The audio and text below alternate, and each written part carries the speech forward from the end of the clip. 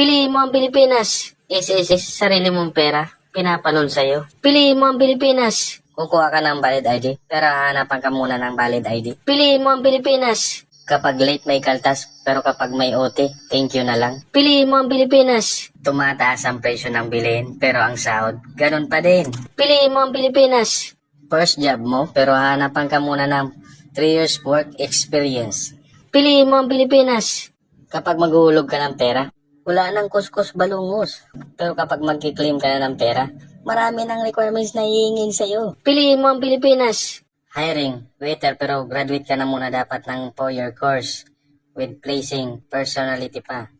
Ikaw, anong na-experience mo bilang Pilipino?